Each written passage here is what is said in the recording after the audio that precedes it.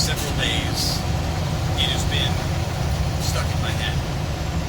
So I've just been kind of letting it marinate in there, and I feel like I'm developing a picture of what seems to be insignificance, what stands out to me as to why it has been this ever-present kind of thing in the background of my perception.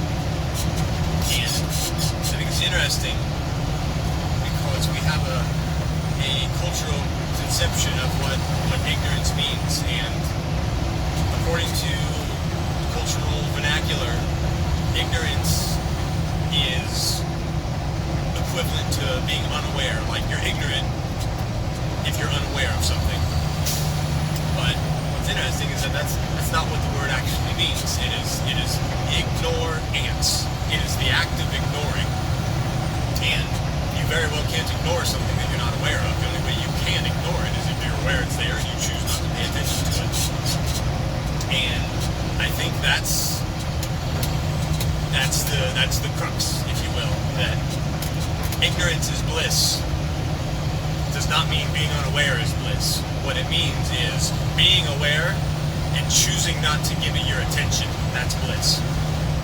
And in the context of some things that I've been talking about recently about manifestation, about how we're manifestation machines, and how all we can do is manifest with our thoughts, words, and actions. The idea that ignorance is bliss. We live in a world where ideas are constantly put in front of us all day long, over and over and over again. All the movies are the same. All the music is the same. Everything is the same. We are in this weird cycle where every single thing is being regurgitated. And we are being given things to think about. And because we're being given things to think about, we're talking about those things. And because we're talking about those things, we are, in a very real way, acting those things out. And according to the principle that we are manifestation machines, by participating with the ideas that we are being given, we are therefore manifesting those ideas into reality. So pay attention to all the little themes that are out there in the world that keep being repeated, and the things that we show that keep showing up in real life. There's another old adage that life imitates art. Well, the reason life imitates art is because art has power. The ideas behind the art have power. And there is no regulator out here stopping anybody from doing anything. So therefore, any energy that one sees fit to put forth, they can do so in a way. And by other people gravitating toward it, it becomes powerful. It builds more energy, and it derives its essence in reality by the agreement that the people make about its significance, which brings much more significance to the biblical concept where Yeshua says that wherever 2 or 3 are gathered in my name, I am among them, or where 2 or 3 agree upon something, it will be done. This idea that there is power in the collective agreement.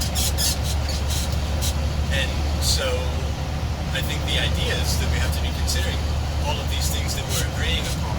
What is it that we are giving our attention to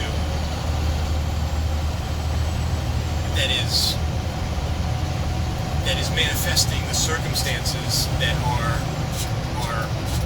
creating the narrative of our reality? And another adage that the whole world is a stage. It is absolutely true, and it's proven. It is proven through quantum physics that this idea that we are in charge of reality is proven by the double slit theory, or the double slit experiment.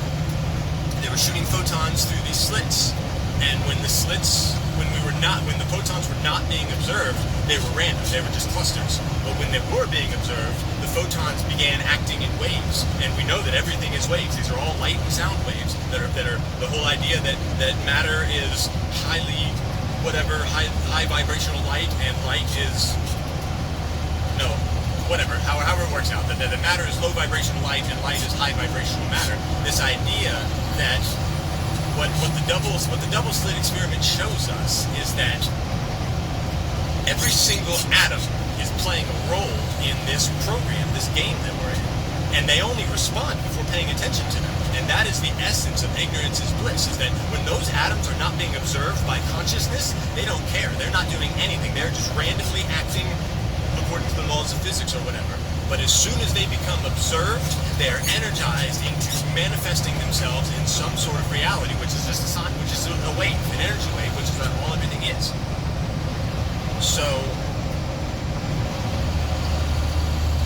this is just further encouragement for all of us to be considering what it is we're paying attention to, what it is we are being active towards, because we are being conditioned to think about certain things, and we've been conditioned to participate in certain things, that we have to go fight against the evil that's in the world.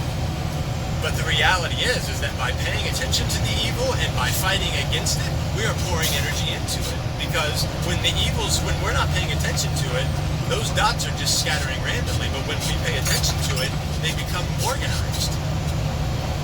And so we have this reality that has been fabricated in front of our face since the 1950s and the development of the entertainment industry. Culture is being shaped by the ideas that are being given to us through this free media that we've been always getting. And all those ideas are cultivated. They put the ideas into our minds, we begin thinking about them and talking about them and then acting them out. And therefore we are manifesting a reality that has been programmed into us.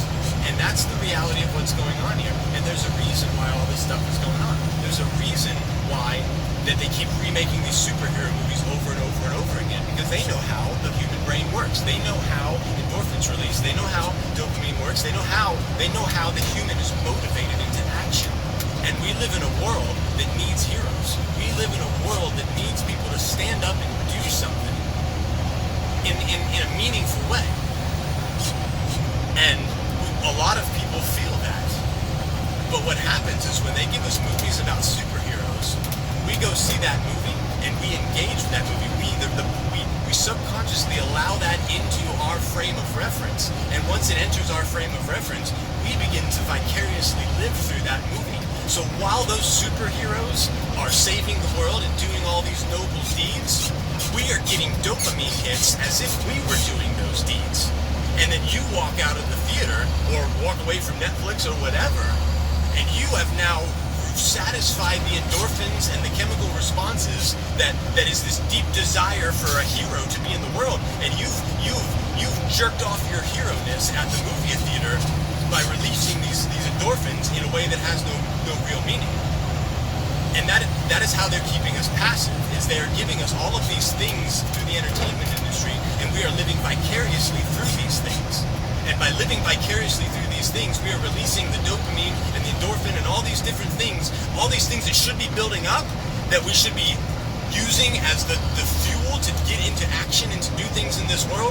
We are expending those things every time we jerk off to porn, every time we watch movies, every time we cheer for a politician or for a sports team, or we get excited about all these celebrities doing the things that they're doing. Every single time we're doing that, we are wasting the endorphins that we need to create what we want to happen in this world. That's the level of manipulation that we're under, and that's what we're up against. And you need to take control of your own mind and start paying attention to what is the energy transmission and what is happening inside of yourself when these things are happening. We need to become sensitive and learn how to unlearn all these habits and patterns that we've been given, and to find that still small voice of our intuition that's inside of us that seems to have all the answers. Because I'm not making this shit up. This stuff is coming to me on a regular basis. And I feel like I need to share it. And you guys can do whatever you want with it. I'm not trying to preach a gospel. I'm not telling you this is the way. I'm telling you that I'm having an experience that needs to be shared with the world, and I'm giving it to you guys. And until they shut me up, I'll keep doing it.